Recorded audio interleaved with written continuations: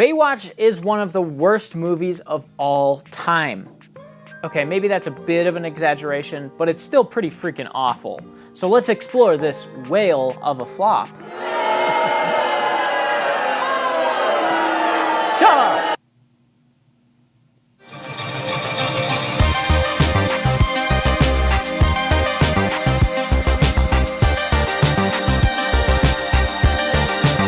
Okay, before we get into the movie, let's explore a little bit of context behind this movie. Of course, everyone knows that this is a reboot based on a TV show from the late 80s that ran until the early 2000s, Baywatch.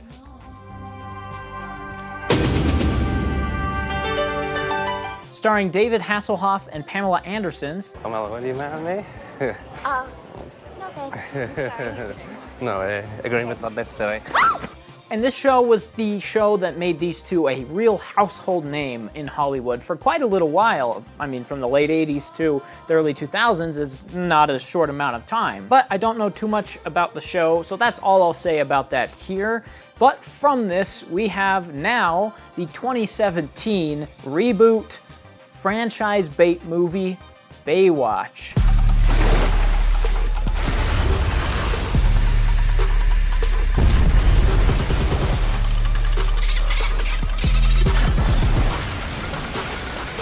Starring Dwayne "The Rock" Johnson, Zac Efron, and Alexandria Daddario.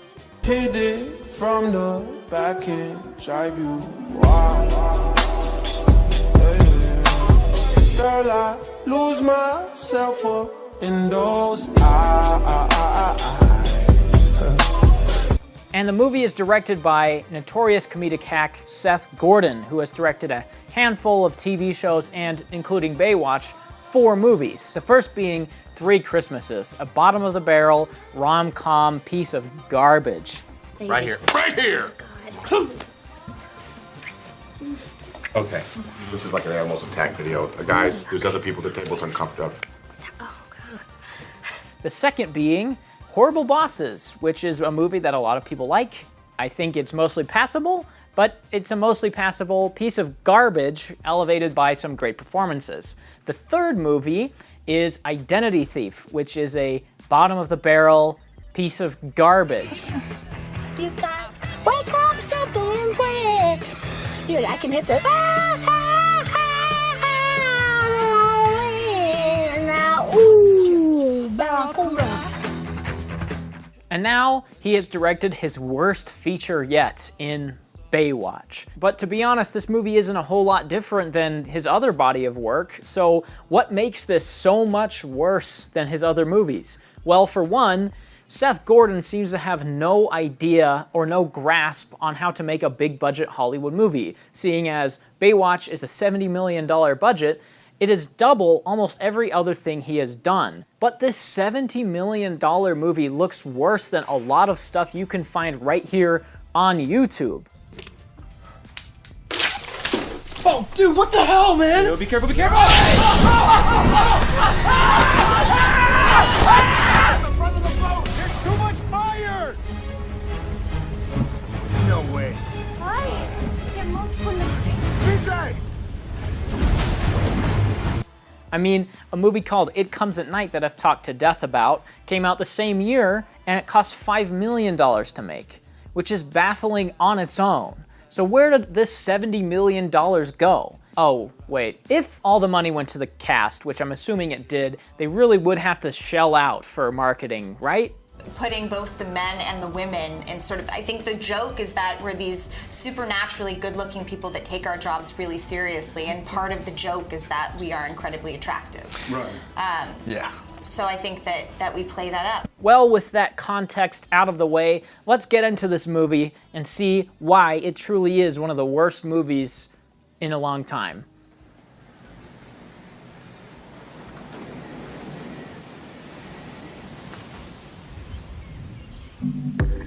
Right off the bat, I am completely confused.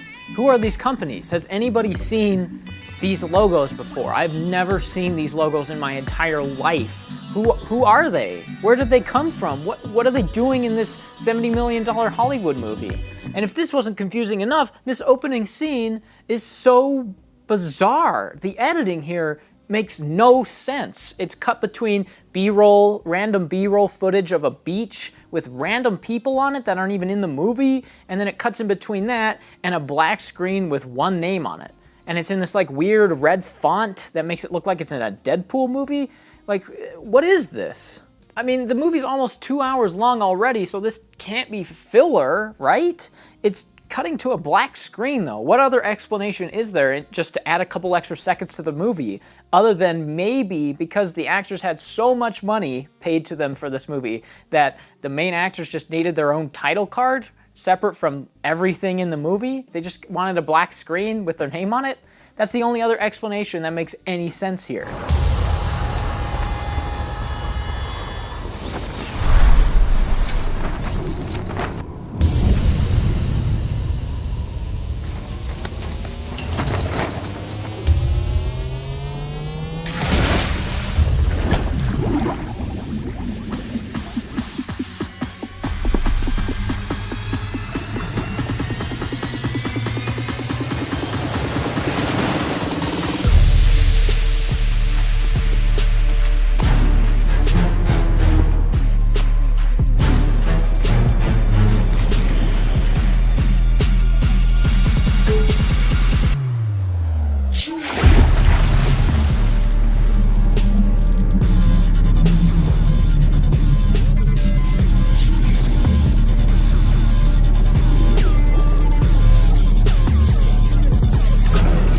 This opening scene goes on forever. The Rock sees some guy drowning and it takes like 4 minutes for him to just go and get him out of the water. Why not just have the credits interspliced or laid over top of this scene? I mean, they do it later. After the title card comes up, they start putting the credits over top of scenes, so why not do it here? It doesn't make any sense. So already we're like 3 minutes into the movie and I'm so confused and pissed off at how bad the editing is here. The editing in this movie is the most consistently baffling part of Baywatch. Every single scene is edited exactly the same. Every action scene feels exactly the same. Every dialogue scene feels exactly the same. Every single scene in this movie is edited straight to shiz. You lose anything that the movie was trying to go for by editing it in this way. The action scenes are so over the top and bombastic with this blasting music and this constant editing.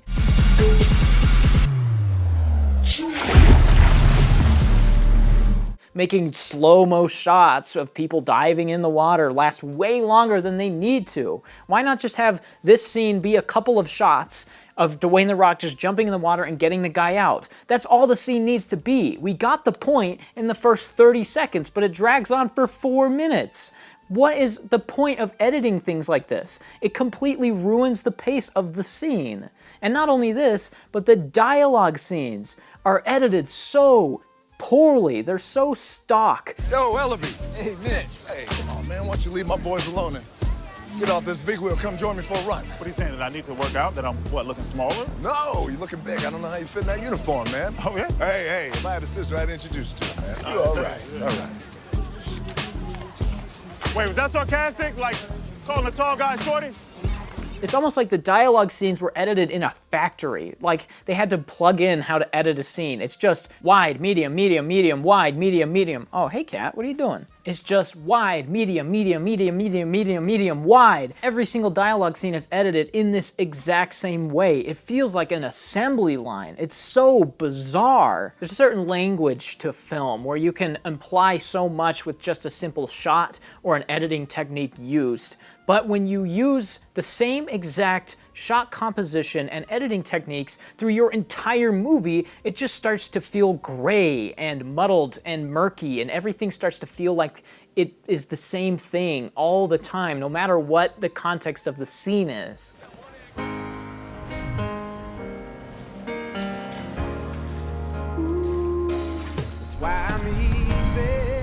So this scene's only here to show that Ronnie, this dumb fat boy, loves a super hot chick. I mean, come on, man. You're out of your league. You never have a chance with... Oh. this guy that plays Ronnie is the best part of this movie. He's the only part of the movie that got a genuine laugh out of me. Well, then I guess I'm your ringer. You are my goddamn ringer. Ring, ring. Ring, ring. Yeah. Oh, God. And it's because he's like legitimately good at improv. Everyone else in this movie seems like they don't care or don't want to be there, but this guy really puts a lot of effort in, it seems like. He seems like he actually wants to be on set. It seems like he's actually trying to think of lines to say that would be funny and to riff off of his cast. What are you doing now? No, don't sit there. So now we're about 8 minutes into this movie, and we finally get to see Zac Efron, who just from this shot you can tell who he's playing, the arrogant, egotistical, cliched bad boy. And I guess he's here to try and be some kind of PR opportunity for the lifeguards? I'm Caucasian. This is the guy you think is a good PR opportunity for us. Wow. Right. Like, why would lifeguards need to be marketed? It doesn't make any sense. So now we're about 11 minutes into the movie, and I still haven't talked about the elephant in the room, the humor. This is supposedly a comedy, right? Well, sort of. The humor is absolutely dreadful in this movie. It's clear from the behind-the-scenes stuff that there's a lot of improv going into this movie, and the actors are okay at it. Okay. Ready? Wait, Summer, do you have time to study later? Yeah. Do you just look at my boobs? I was not my intention. I didn't stare directly at them. You're looking at them right now. Now I did. You know, being like, hey, are you looking at my tits? That was the first improv she pulled out ever we ever did. That was the first one. I was You like, made that line up?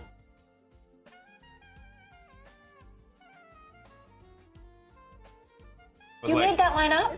But it's clear that Seth Gordon has no clue how to edit a scene down. He has no idea how to edit down or direct an actor into what he wants in a scene, and he has no idea how to find the pace or the flow of a scene. He just plops a camera in front of his actors and says, do whatever you want, I don't care. And what results from this is a vast collection of scenes that go on forever, have no point to the movie, and are completely unfunny. If we look at a similar movie from a few years ago, 22 Jump Street, there's a lot of the same elements that Baywatch has. It's a rebooted, based off TV show movie with a director that likes to have a lot of improv. The difference is that Channing Tatum and Jonah Hill have a lot of chemistry together. Jinx, buy me a Coke. Oh snap, man, we're still saying the same thing. This is amazing. Carrots, pumpernickels, glow sticks, twins. That's crazy. We have that brother connection too. Yeah. Mm-hmm. You ready? Yep. Pirates, Paperclips, baby bananas, feet, I don't know.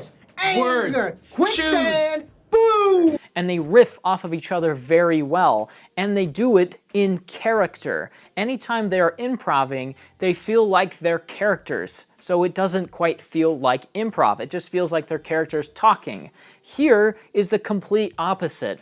Every time a character does improv, it's noticeable, and it stands out because it doesn't feel like the character's doing it. It feels like an actor is trying to make something up. And because of this, we don't get jokes in this movie. There are no jokes. There's no visual humor. There's no setup or payoff jokes. There's nothing that is remotely interesting, comedic-wise in this movie. Every single joke is just a one-liner that's predictable and sucks. So anyway, now we get to see the evil villain of the movie who is completely flat and boring. Try to bribe the guy from The Office with some product placement.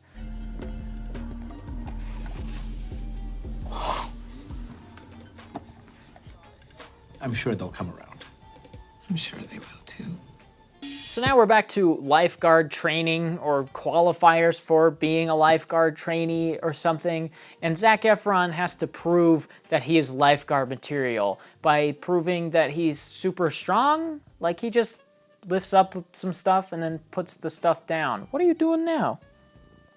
They don't even make him swim or save a dummy or anything. He just proves that he can pick some stuff up. How is this proving that he's gonna be a good lifeguard? This doesn't make any sense.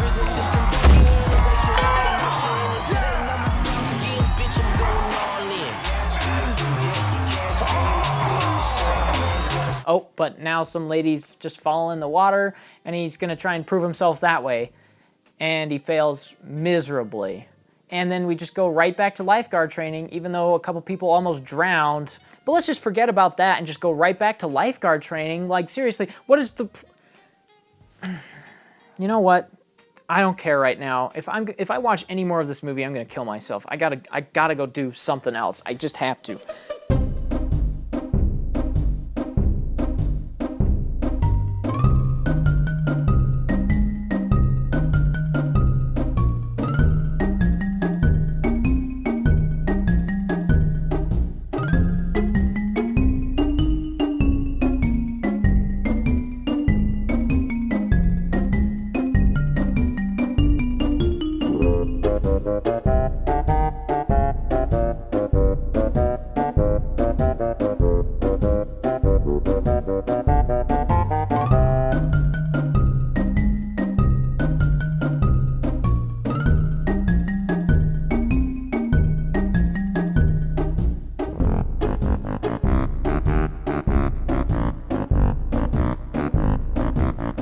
Oh, Kat, after we went and did all those fun things, you're still here? Where were we? So now all the lifeguards go out into the middle of the ocean to save some random chicks from a CGI fire.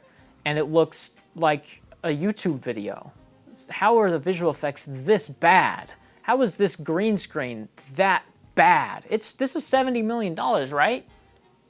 Right? Every day I spend my time drinking wine, feeling fine, waiting here to find the sign that And what is up with the music in this movie? I haven't touched on it yet, but every single song that's in this movie is like a top 100 stupid pop song that doesn't fit at all. Like, this song sounds like it should be laid over top some sex scene, not in the middle of an action sequence. You know, nothing kills the tension of a scene more than an out-of-place joke. Okay, guapa, if you want me, you can have me.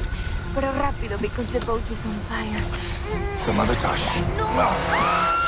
I mean, the boat's burning at like 6,000 degrees all around you, and you don't seem scared at all. Probably because you filmed this in a warehouse on some green screen somewhere in California.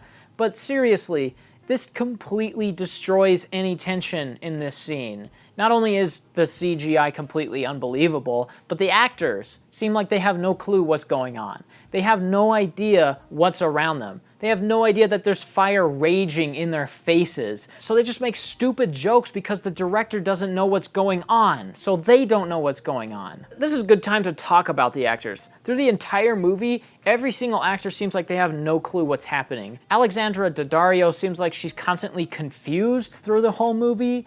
Zac Efron is like zoning out, and The Rock looks like he's bored out of his mind. Either the direction is so bad that they have no idea what's going on, or they just wanted this gigantic check, so they just phoned in their performance. And it's probably a mix of both. The latter probably being the biggest chunk of why they look like they don't care. They probably just wanted the giant check, so they didn't even try. Okay, so while you're working on your tan, they're stealing things from families on the beach. I'll give you one better. How about diamond smugglers who are putting the rocks in surfboards and bringing them ashore? Even in this scene, when The Rock is trying to inspire his crew, he sounds like he's not delivering his lines with any sincerity. He just doesn't care. There's no charisma or energy to anybody's performance except for this guy. Okay.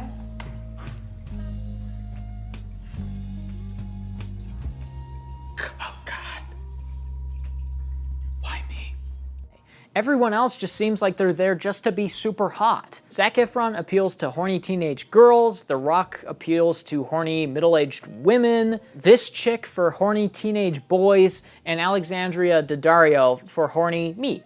They aren't necessarily miscast, but there's no character there for them to be miscast as. They're just standing around and reading lines and looking hot. There's no character to any of them.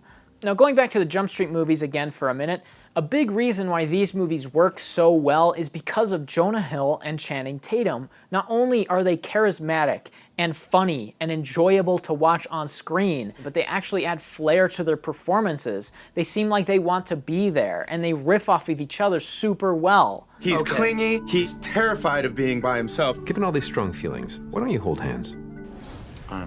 He's literally reaching out for you. He won't hold my hand.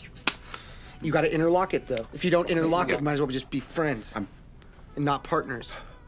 Here, everyone just stands around and doesn't care. And it shows. Sometimes the movie is so painful to watch because it's so obvious that these highly paid actors just could not care less about what they're working on. To be fair, these are good actors who have been good in a lot of other things, but here they're just giving nothing to work with, and they're giving no effort. And the movie's been with me for 5 years now, so it's been like my baby and a passion project.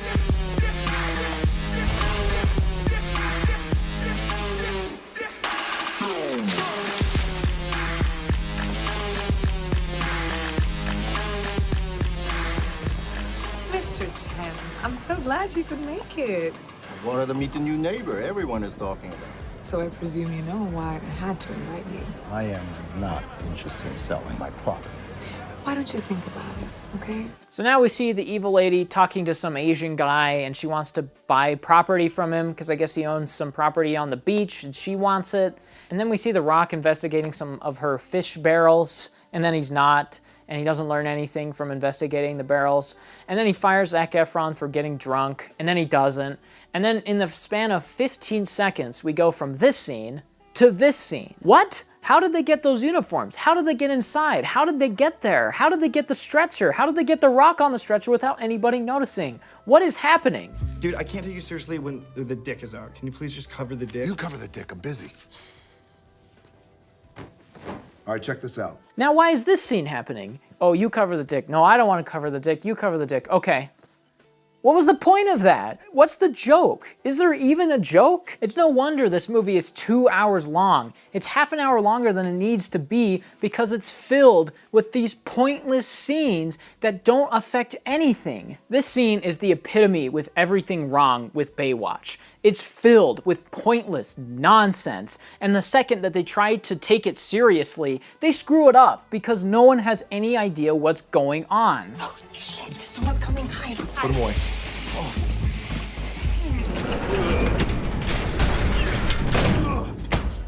What do we do now? Now we hide. Hide? Where? Normally when our main characters are doing something illegal, trying to scrounge for evidence, and somebody's about to walk in on them and catch them doing this illegal act, there's a sense of urgency to the scene where our characters might scramble around looking for places to hide with energetic action music taking place. But instead of doing any of that, our three main characters just walk to the middle of the room, talk for a minute, and then hide. Where's the tension? Where's the sense of urgency? You want your audience to be scared that these characters are going to be caught, right? Then edit it faster. Shoot it handheld. Add some action music in. Do anything other than what you're doing right now. They don't even show the characters finding a place to hide. It just cuts to them hiding somewhere. It's so lazy, it's so stupid. Every aspect of this movie is like this. They just choose the easiest, laziest route they possibly can. So our main characters try to record these two guys that killed the office guy from earlier, and they screw it up completely. Then we get an action scene that's embarrassing. That must be my phone. I probably left it in the nap room. Give me that phone. Lifeguard. Oh, that was a cheap shot, man.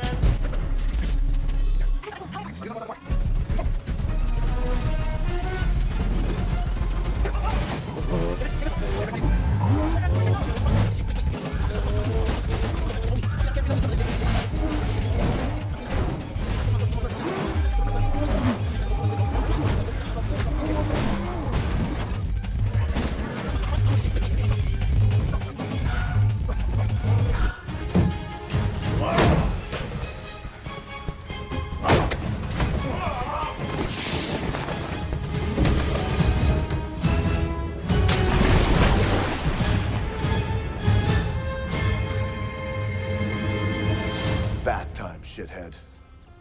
What?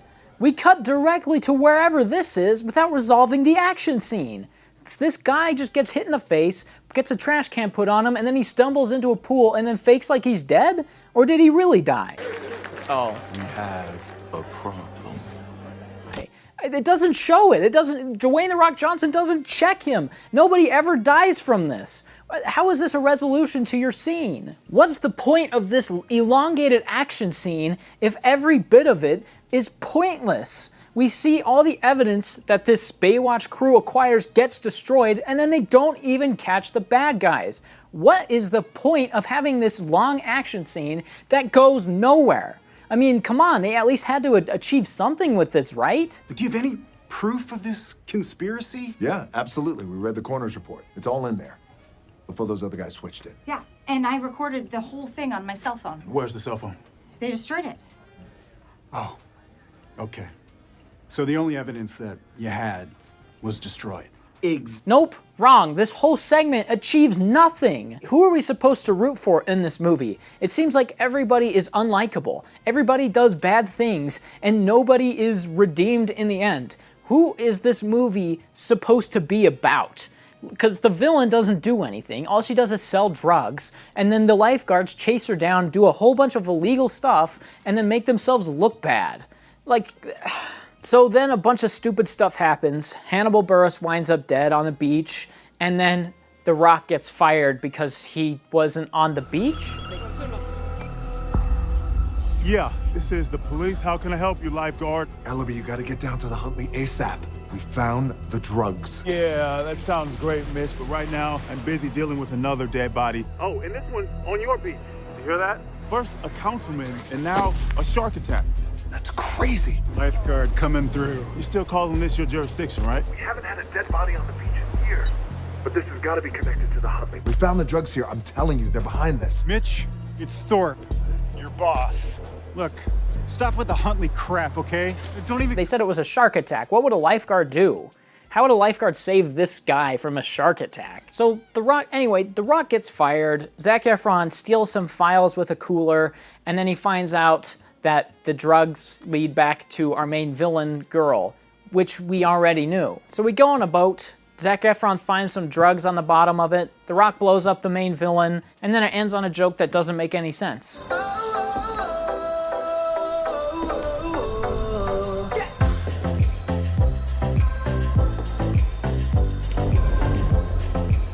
Is it just me, or is she... In super slow motion. Yeah. You're going in slow motion too, right there. I think the visuals that most people expect from the show are slow motion running and all the things that bounce when running is in slow motion, right? And I thought it was important that we give people a version of that, but then also make fun of it a little bit, that's what they were expecting. So that's what I think we do in this movie is we scratch the itch, but then we surprise people a little bit with where we go. So that pretty much wraps up Baywatch, one of the worst movies of 2017. It's one of those movies that is not so bad it's good, it's just bad. But somehow it is like fascinating to watch. It's like watching money just burn on screen. The entire movie is just wrong. The characters are awful, the story is awful, it's poorly structured, it's poorly shot, the editing's atrocious, the music is out of place and dreadful. Everything that this movie tries to do, it completely fails at, and it ends up being 2 hours worth of pointless scenes that achieve nothing. It's just a terrible filler movie that is banking on an existing property to do well. And here's what I didn't know until we started doing the research 5 years ago. Baywatch is the most successful television show ever. Yeah, that's true. Ever. I know, it's crazy, and we love Baywatch. But all of this may have been more acceptable if the comedy worked. Like in 22 or 21 Jump Street, the comedy is the best part of that movie, and it elevates a sort of okay movie to a great movie because the comedy is so sharp and so on point, and the lead actors are so charismatic. But here, everything falls flat. I can't really recommend it unless you want to watch The Rock just sleepwalk his way through a movie where money just burns on screen around him. But other than that, I can't really recommend it. So I'm just gonna go back to doing nothing, and hopefully it will be more entertaining than watching this.